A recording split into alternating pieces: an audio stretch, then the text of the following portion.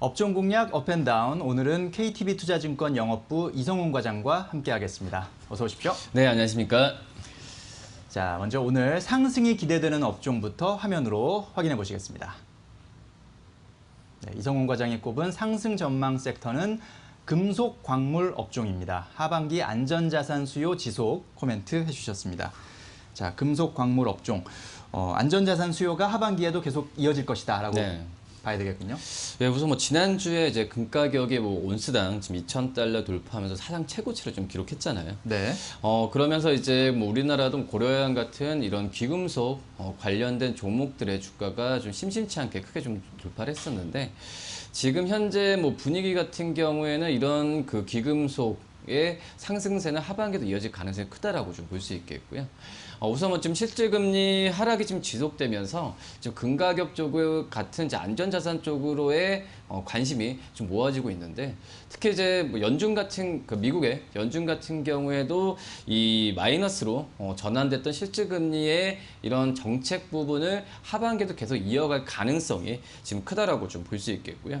그렇기 때문에 향후 어떤 일시적인 인플레이션 발생하더라도 이 저금리를 유지한다는 기조가 확실하기 때문에 이 안전자산에 대한 선호도는 계속 증가할 가능성이 좀 있지 않을까, 이렇게 좀 생각이 되고 있습니다. 특히 금 외에 은가격 같은 경우에도 전주 대비해서 지난주 은가격이 그 전주에 대비해서 15% 가까이 올랐는데, 여러 가지 이유가 있어요. 은에 대해서 최대 어떤 생산 국가라고 할 수 있는 이 페루 같은 경우에도 역시 페루에서 이 코로나 확산으로 인해서 생산 차질에 빚은 현재 상태도 있겠지만, 지금 현재 봤을 때는 수요 회복세가 좀 확인되는 부분이 눈에 띄기 때문에 이 금과 또 은에 대한 수요는 계속 일어날 가능성이 좀 있지 않을까, 이렇게 좀 생각이 되고 있고요. 그렇기 때문에 기금속에 대한 이 기금속의 안전자산 가격만 오른다, 이런 부분이 아니라 이 철광석 같은 철광석 같은 이 철강 업체들 같은 경우에도 최근에 어떤 중국 쪽에서의 수입이나 수입에 대한 수입이 늘어나면서 이 수입 가격 같은 경우도 올라가고 있기 때문에 지금 현재 이 철광석 포스코나 현대제철 같은 철광석에 대한 어떤 실적에 대한 기대감도 한층 커지고 있다라고 좀 볼 수 있겠는데, 우선 중국의 철광석 수입 가격이 7월 중순부터는 톤당 110불을 지금 상회하는 현재 수치로 가고 있다라고 볼 수 있겠고요. 그러기 때문에 중국 같은 경우에도 이 제조업 지표가 좀 좋아지고 있고 인프라 투자를 지금 확대하고 있는 상황에서 이 철광석에 대한 수입을 계속 늘릴 가능성이 좀 있지 않을까, 이게 좀 판단이 되고 있습니다. 그러기 때문에 귀금속뿐만 아니라 이 철강 업체들도 지금 현재는 좀 관심 있게 봐야 되지 않을까 판단되고 있고요. 이 업종별로 지금 최근에 순환매가 많이 지금 돌면서 현대차나 이 삼성전자, 경기 민감주에 대한 관심이 높아지고 있는데, 그 다음에 순환매 관점에서는 이 철강 업체들도 좀 관심 있게 봐야 되지 않을까, 좀 이렇게 보입니다. 네, 그렇군요. 자, 금속 광물 업종, 대표적으로 어떤 종목들이 있나요? 대표적으로 가장 큰 게 이제 고려아연이죠. 고려아연이요? 고려아연 같은 경우는 기업 이름대로 야연자가 붙긴 하지만 실제적으로 은에 대한 그 매출 비중이 20% 이상 차지하고 있고요. 네. 한마디로 고려아연 같은 경우에는 전 세계 은을 생산하는 업체 중에서 1위라고 좀 볼 수 있겠고, 그 다음에 매출 비중에서 금이 한 7% 정도를 차지하고 있거든요.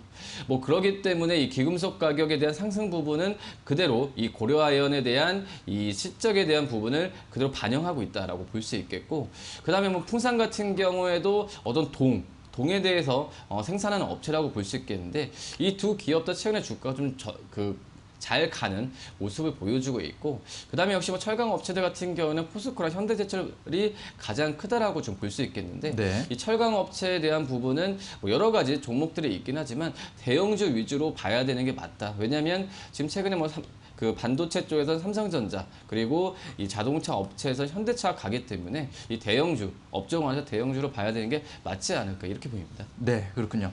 자, 저금리 시대 인플레 해지 차원에서 금과 은의 수요는 유효할 것으로 그리고 보여지고, 또 중국의 제조업 지표가 회복된 그런 상황을 감안할 때 철광석에 대한 수요 회복도 기대해 볼 수가 있다. 그런 차원에서 금속과 광물 업종 주목해 볼 필요가 있겠다라는 분석이었습니다.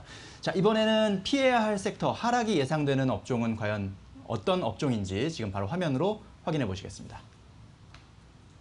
자, 이성훈 과장이 꼽은 하락 예상 업종은 언택트 대표주입니다. 네, 한 템포 쉬어갈 타이밍이라고 코멘트해 주셨는데요. 자, 언택트 대표주를 하락 예상 섹터로 갖고 오셨어요. 상당히 깜짝 놀라시는 분들이 많을 것 같아요. 네네. 네. 지금 지난주였죠. 카카오가 실적 발표한 이후에 주가가 3, 4거래 거의 약세를 지속했다라고 네. 좀 볼 수 있겠고, 이제 언택트 관련주들이 어떻게 보면 올해 상반기 때 우리나라 증시를 이끌었다 해도 과언이 아닌 종목들인데, 지금 현재 상태에서는 너무 좀 주가가 많이 올라오지 않았나라는 예. 평가가 좀 많이 오고 있습니다. 우선은 카카오 같은 경우에도 사상 최고치를 기록했던 이 38만 4천 원대를 본다고 하더라도 그때 정도에 봤을 때도 밸류가 기업의 적정 가치보다는 좀 오버슈팅한 감이라는 부분이 증권사에서 리포트가 나왔었고요. 네. 그런 점에서 주가가 이런 부분을 반영하듯 약세를 보였던 게 사실이다라고 좀 볼 수 있겠는데, 우선 카카오의 적정 기업 가치가 33조 한 2천억 정도로 지금 시장에서 평가를 하고 있는 상태에서, 이 우선 사상 최고에 도달했을 지난주가 이 사상 그 시가총액 33조 7천억까지 갔었거든요. 한마디로 기업 가치 이상의 지금 밸류를 지난주엔 받았었고, 참 이런 이 고밸류를 받았다는 점에서 주가가 조정을 받았다는 점이 어떻게 보면은 이 투자 심리, 그러니까 주가가 선반영 상품 맞다라고 볼 수 있겠는데, 이런 평가에 의해서 주가가 떨어지는 부분에 봤을 때는 역시 카카오와 네이버, 물론 이제 실적도 괜찮은 기업들이긴 하지만 역시 그 어떤 투자 심리로 주가가 좀 많이 올라갔다라는 부분이 증명되지 않았나 지금 생각이 되고 있고요. 그렇기 때문에 올 상반기 때 이 주가 랠리를 지속했던 이 카카오와 네이버가 계속 질주할지 아니면은 이 승고리에 들어갈지 부분을 시장에서는 의견이 좀 분분하다라고 좀 볼 수 있어요. 네. 근데 지금 개인적으로 봤을 때는 상승, 그러니까 중장기적인 전망은 유효하다라고 볼 수 있겠지만은 하지만 그 어떤 상승폭의 속도는 이 상반기만큼 기대하기는 좀 힘든 건 맞다. 말씀드렸듯이 이 기업 가치 부분에 있어서 지금 현재 봤을 때도 많이 지금 그 전보다는 많이 떨어뜨리는 추세가, 목표 주가도 그렇지만은 떨어지는 추세가 맞다라고 볼 수 있겠고, 역시 이 언택트 관련주들, 그러니까 언택트 관련주 상승했던 부분이 이 코로나로 인한 어떤 그 트래픽 증가가 가장 크다라고 볼 수 있거든요. 네.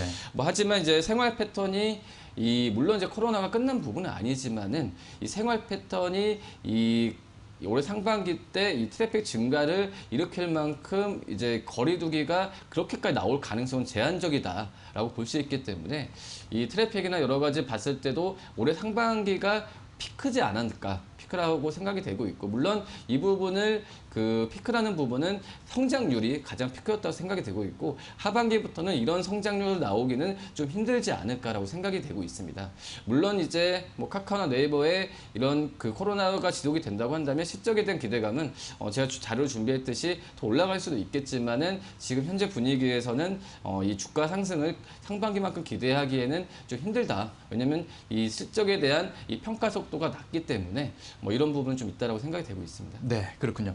자, 상반기에 우리 증시를 이끌었던 언택트 대표주, 네이버와 카카오, 2분기 실적도 상당히 좋게 나왔습니다. 그건 사실인데, 다만 이미 주가 자체가 많이 이것을 반영하고 있다. 주가가 많이 올랐다, 이런 점도 감안을 하셔야 됩니다. 이 적정 기업 가치를 넘어갔던 그런 부분도 있기 때문에 그런 부분을 감안해서 수익률 차원에서 더 올라갈 수는 있겠지만 그런 여력보다는 지금 현재 코로나 확산이 둔화되면서 경기 민감주에 대한 관심이 커지고 있거든요. 최근에 미국 증시에서도 그런 모습이 나타나고 있다는 점을 좀 주목해 봤을 때 과연 수익률 측면에서 조금 더 고민할 필요가 있겠다는 생각이 들고요. 중장기적인 전망으로는 여전히 양호한 그런 전망을 유지한다라고 말씀해 주셨습니다. 자, 그럼 이제 마지막으로 오늘의 공략 종목을 좀 살펴봐야 될 것 같은데요. 어떤 종목 갖고 오셨습니까?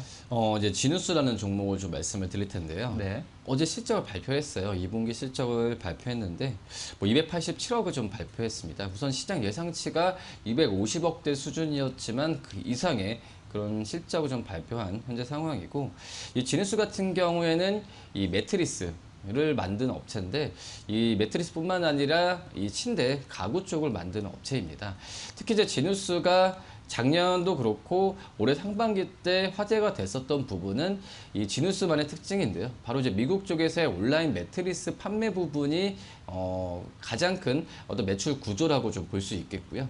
뭐 그런 상태에서 이 미국 같은 경우에도 이 코로나로 인한 이 아마존과 어떤 구글 쪽에서의 이런 쇼핑에 대한 온라인 쇼핑에 대한 이 부분이 가장 늘어났는데, 그렇기 때문에 지누스가 이 어떤 서두에 말씀드렸던 네이버나 카카오처럼 이 언택트 관련주라고 많이 분류가 됐었어요. 네. 하지만 역시 그 지누스의 그런 사업 구조상 미국 쪽에서의 반덤핑 관세도 있었고 여러 가지 부분에 있어서 이 비대면 이 언택트 관련주로서 부각이 받지 못했고 주가도 이런 부분에 있어서 확답을 지금 못했던 상황이라고 볼 수 있겠는데, 이런 우려스러운 상황에서 2분기 실적이 시장 컨센서스보다 높게 나왔기 때문에 이제 뭐 제2의 어떤 언택트 관련주로서 주가의 상승 여력이 좀 있지 않을까 이렇게 좀 판단이 되고 있고요.